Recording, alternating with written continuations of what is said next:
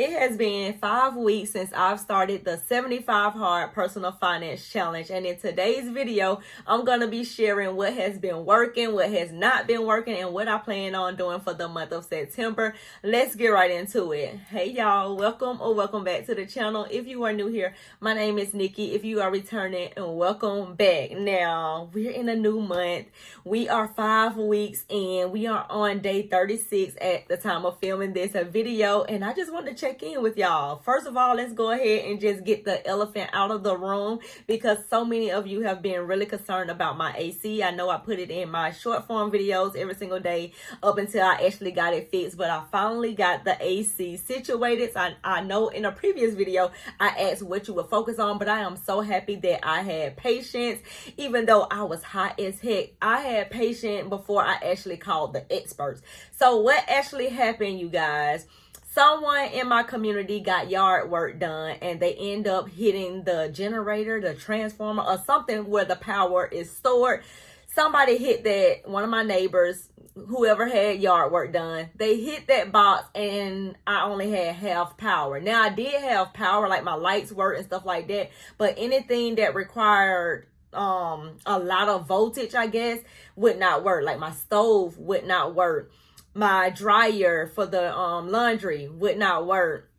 The iron, when you plug up the iron, the lights just would go off. Like it would just really dim, really low. And most importantly, the AC would not work. So I live in the South. I live in Georgia, and it was extremely hot for those 3 days. But eventually that next day, the power company came out.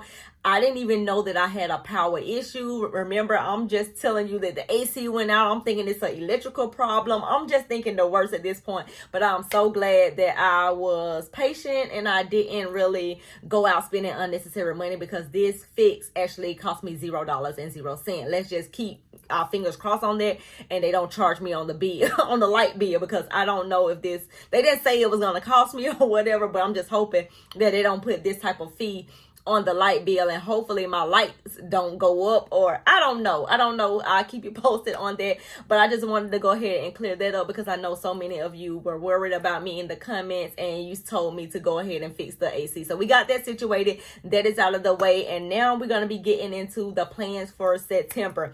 Now I have my budget workbook in front of me, because you know I like to write things down, because that's the whole point of the 75 Hard. Just for those that may be interested in the 75 Hard Personal Finance Challenge, the rules are simple. There is you're going to be tracking your spending every single day. There's no unplanned spending.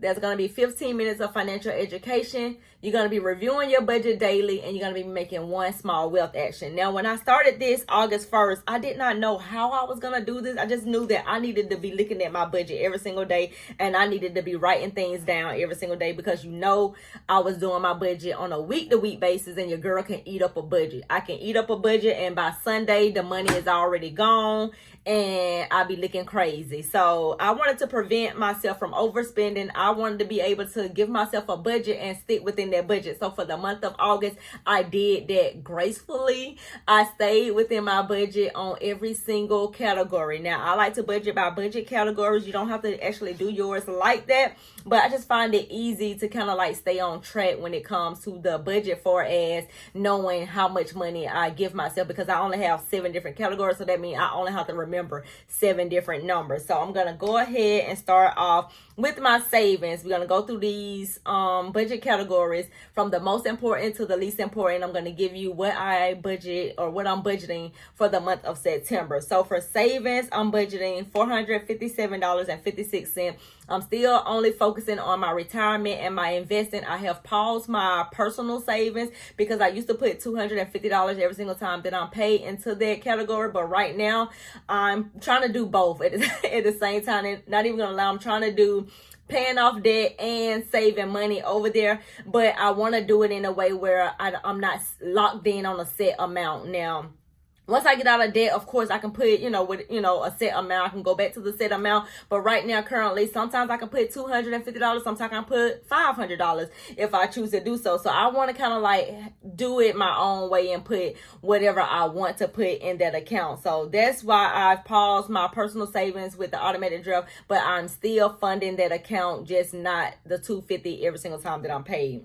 Now, for my home category, I'm budgeting $2,665.32. And this is a little bit more because, of course, the short-term disability, the way that the pay date falls, or the way that the due date falls, rather, not pay date, because it's not like I'm getting paid, I'm actually paying out money, but the way the due date falls, because it's paid on that Monday after I get paid, there's 3 Mondays that it got to be paid out. So there's an additional payment in there, which caused what I usually would put under my home category to go up a little bit. So for my home category, we got mortgage and utilities, we got life insurance, we got my phone bill, aftercare fees for my son, and then short-term disability. And that comes up to $2,665.32. The next category is food, and this is where your girl struggled. But last month I did good, so I'm going to give myself some grace. I did good. I stayed within my budget, and hopefully in the month of September, I can stay within my budget as well. And I'm budgeting $300. We're going to try to stay within that $300 budget. Now, for the month of October, my dude, his mother is coming down here to visit. She's going to be staying with us, so of course I'm going to have to do a little bit more grocery shopping than what I would normally do.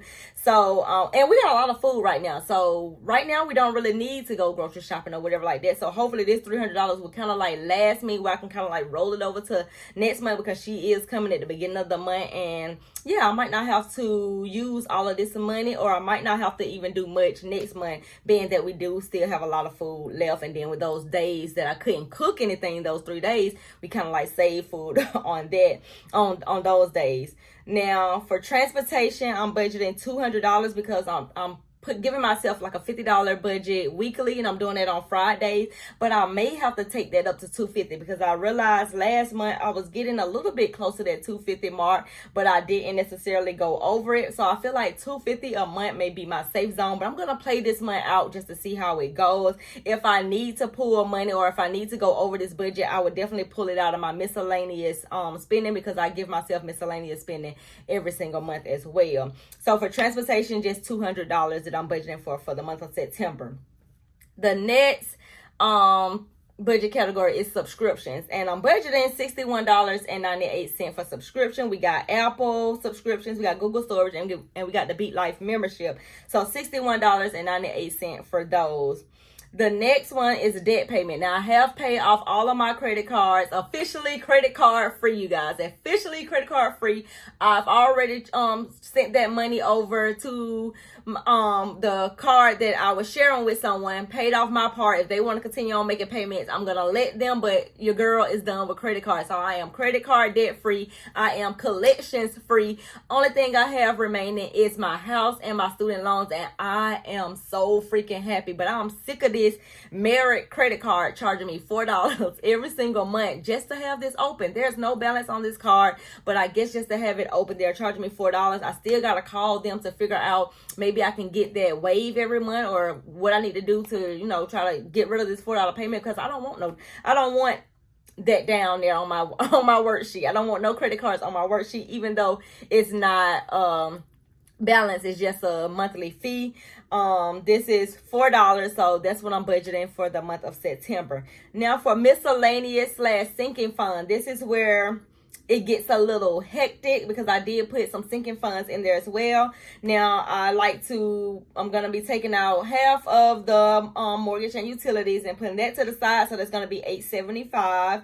And then I'm going to give myself $150 of fun spending. I don't really have anything planned for the month of September, but in case I do want to go hang out with my friends, in case I do want to take my son somewhere, because my son just been living his best life. He's at his dad's house. He's been going over there for the last few weekends or whatever. He's going on a cruise. My son has literally just been living his best life. So I might not even need all of this $150 or whatever. So I might just keep that in the pot and just roll that over for next month. I also put $40 in the pot for my son as well. That's to get him a haircut. If his school if his school email and say that they are going to the book fair, going on a field trip, all those type of things that they don't give you a heads up for, that I don't put in my budget for, that's going to be his little money there. And then miscellaneous, I'm doing $100. So in case I go over on the gas or whatever, or in case I have to go, visit because I do have to still visit my dad. My dad is out of the hospital. However, he is staying with his sister because he still need that 24-hour work care or whatever, and they stay on the other side of town than I do. So if I go over there, I will be using more gas than usual. Let's just be honest. I already use a lot of gas going to work, but going over there where he is at, because it is on the other side of town, I definitely will be using more gas. So now that I'm thinking about that, I probably definitely would need this $100 miscellaneous spending for my gas budget. Now, for extra debt payment, I do want to take care of $846.14 worth of extra debt payment. So that's what I want to put out on my debt out of my own full-time job income. You know that I do content creation on the side as a part-time creator, and I use that money to also pay off debt as well, once I take away 25% for taxes and all of that type of stuff. So that's basically everything right here on my workbook for the month of September, where I have planned out what I plan on doing. Now let's get into like what I'm going to be focusing on for the month of September when it comes to this debt stuff, since I just told you that the only thing that I have left is my house and my student loans. Now I have asked this on all of my platforms, what should I focus on, if I'm going to focus on the house or should I focus on the student loans first, all this type of stuff. And I think I'm going to go ahead and focus on the student loans.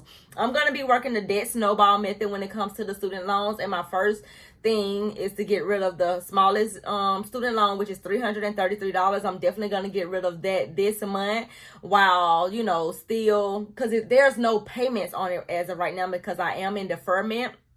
I'm on that save plan, and they're still in limbo with everything when it comes to that. I'm also a federal employee as well, and a lot of my coworkers have done the loan forgiveness, and their loans were forgiven once they met that 10-year, been at the job for 10 years. My 10 years is up September 11th.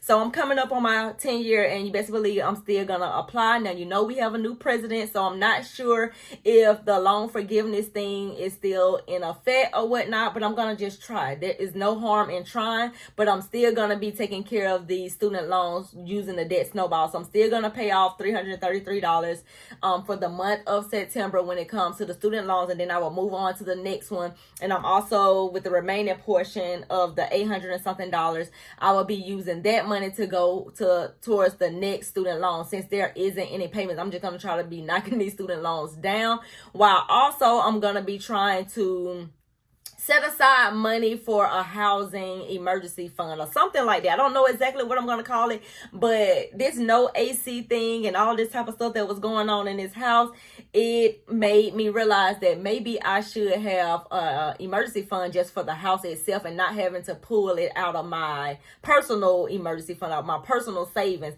So someone mentioned that in the comments as well, because I always kind of like get the savings part, you know, kind of like, I'd be confused about that. Like, do you go in your savings to pull money out if it's an emergency in your house, or do you need to be building an emergency fund just for your house thing? So I don't know if, either way, there's no wrong answer when it comes to just saving money. If you got money saved over here for an emergency, you just have money saved over here for an emergency. If you have a money saved to the side for your house emergency, you got money saved over here. So no saving is wrong. So however I'm going to do it, I'm definitely going to be trying to put something aside for emergency on the house. At least, I would say, at least probably like around $1,000 to start off with. I would love to have just something in a house fund, at least $1,000, just in case we have to call an electrician out, or we got to call somebody out to fix something. Hopefully it's no more than $1,000, but who knows. And then I'm also going to be looking into warranties on different products. I don't know if that's included into the home loan or whatever like that. Y'all let me know in the comments. This is my first home, so I'm not aware of anything like that. If you have any recommendations to home appliances warranties or anything like that, I would love to know those companies down below as well. Now, I also want to send some money to the house too. So I'm the type of person, I like to try to focus on so many different things at one time.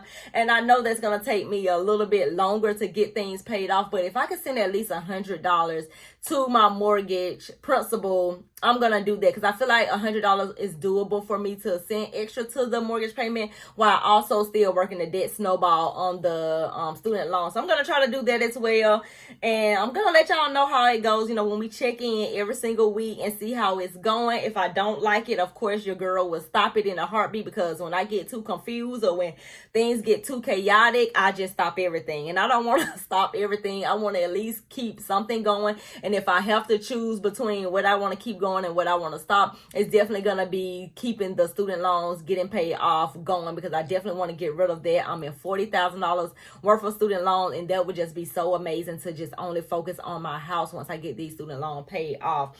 But that's it for this video. If this is your first time seeing this video and you are interested in joining the 75 Hard Personal Finance Challenge, let me know down below. Let me know down below if you are in. Just comment I'm in, so I can just hold you accountable, so I can check in on you, so I can see what you got going on every single day. And I'm definitely gonna link the 75 Hard Personal Finance Challenge video, the one that I initially started. I'm gonna link it after this video so you can see exactly why I decided to do it, and you know why you should decide to do it as well. And I will see you in the next video. Bye.